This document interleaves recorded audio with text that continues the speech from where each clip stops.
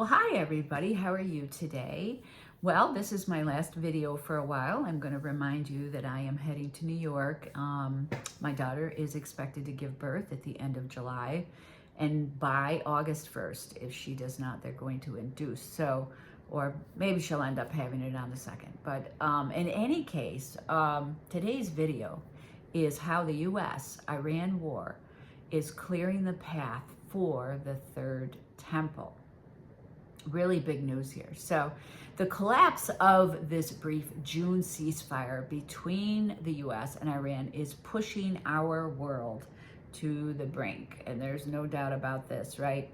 It could trigger a chain reaction of economic shocks that could fulfill Bible prophecy. With the full-scale military conflict resuming and global energy markets in a tailspin, oil prices have surged past $90 a barrel, and the U.S. Strategic Petroleum Reserve has plummeted to its lowest level since 1983. We are in trouble. But for most of us, what this really means is that we are inching toward $4 a gallon gas, and that is likely why they added more ethanol to our fuel.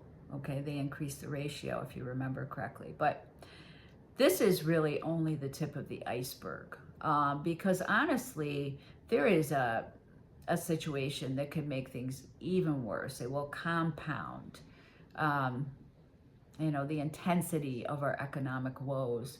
As far as diesel prices have jumped 58%, and jet fuel, that has also skyrocketed over 100%. At the same time, we've seen global liquefied natural gas. Those prices have hit a 4-month high. Why? Because ships cannot get through the Strait of Hormuz. So this progression of events could absolutely usher in the opening of these seals, right? The second seal describes a rider on a red horse, given the power to take peace from the earth. He is removing the restraining power of peace. This is a reality that we see every day on the news when the U.S. executes their nightly airstrikes, and then Iran retaliates with ballistic missiles, and then we see it between Russia and Ukraine to some extent, right? We hear about it at least. And it's been a period of bloodshed, and it doesn't appear to be getting better. It appears to be getting worse. So right behind this red horse, though, is this black horse, the third seal, right? And it represents hyperinflation and scarcity.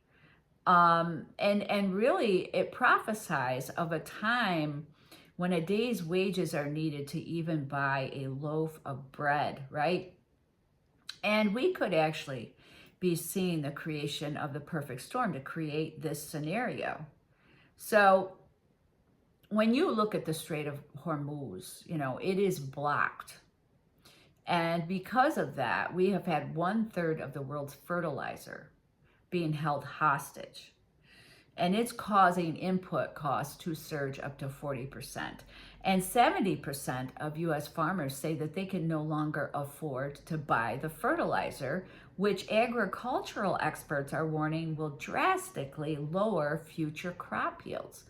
So when you combine these soaring production costs with a severe El Nino weather pattern, it's going to disrupt our harvests, right? And you're going to end up with bare grocery shelves and skyrocketing inflation. And as a matter of fact, the outlook for the world appears so bad that the UN is already warning that an additional 45 million people face acute food insecurity. And that just shows us really how quickly, a regional war can fracture our global economy and deliver apocalyptic shortages across our world. You have such a combination of things right now. And then if you add into this scenario data centers, the effect that that's going to have on our water supply, on energy costs, and things like that, that is going to have a significant impact on our ability to produce food and to buy food. So, but the prophetic picture being painted actually goes much deeper than economic collapse, okay? Because a recent discovery is pointing to exactly what's on our horizon. It was reported by the Jerusalem Post, this is where I found it, that a historic archaeological find in the city of David, okay, this is really shining a light in the direction that we are going here. Researchers uncovered charred wooden beams, still covered in ash, from the destruction of the first temple by the Babylonians. So this evidence was uncovered at the same time organizations like the Temple Institute are preparing to resurrect this building that once housed the presence of Almighty God. So walk into the Temple Institute's headquarters in the old city of Jerusalem anytime, and you're going to see that this is not a hypothetical project. This is real. They've already developed 3D digital blueprints using Ezekiel's ancient dimensions with modern earthquake specifications. And they've also forged a $2 million solid gold menorah and established the Nezer HaKodesh Institute, a training academy where priests with verified DNA are learning how to bake the biblical showbread. And they're even learning to perform these animal sacrifices and to wear the white linen vestments correctly. So they have even engineered a modular stone altar off-site. It's like a prefab kit, where they can throw it into a flatbed truck, drive it onto the Temple Mount, bolt it together overnight to start daily rituals immediately. That's how quickly they are planning this. So at a moment's notice. But a temple cannot function without spiritual purification of the ashes of the red heifer. So they aren't just monitoring these cows that they imported from Texas. They have actually purchased a very specific multi-million-dollar plot of land on the Mount of Olives directly facing the Temple Mount. According to the book of Numbers, the heifer must be slaughtered and burned on this exact hillside. So its ashes can be mixed with water to purify the priests and the sanctuary. So by securing this land for the ritual alongside the livestock, the organizers have cleared a final roadblock in this, meaning that construction could absolutely begin at a moment's notice. So see, they've got all of these pieces. So this exact layout is exactly what the Apostle John describes in Revelation 11. The prophecy opens with a command to physically measure the temple sanctuary and its altar. But it adds a very strict boundary rule. Remember, we went over this Tuesday. But John is told to completely exclude the outer court because it belongs to the Gentiles. So this perfectly mirrors today's intense geopolitical reality, right? The Islamic Dome of the Rock occupies the Temple Mount. So building a traditional Jewish compound there would spark an instant global war. But Revelation 11 predicts that there's going to be a supernatural compromise. The text says that the Jewish temple will physically coexist right alongside Gentile structures for 42 months. This shared custody plan matches this modern blueprint that is currently sitting on the desks of Israeli lawmakers. And this is exactly where a powerful global broker enters the scene, right? And we've seen him on the scene working. The Temple Institute has already signaled exactly who they think that broker is.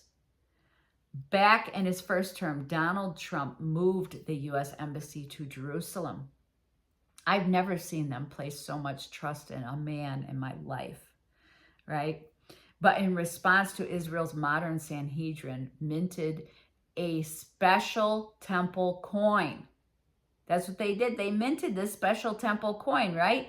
That features Donald Trump's face stamped right over King Cyrus.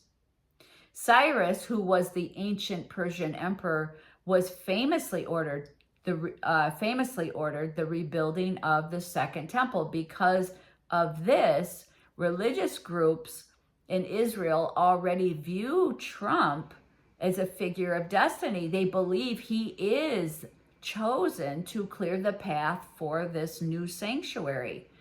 He's already shattered, decades of diplomacy with his Abraham Accords, and now his massive wartime airstrikes and naval blockade are crushing Iran.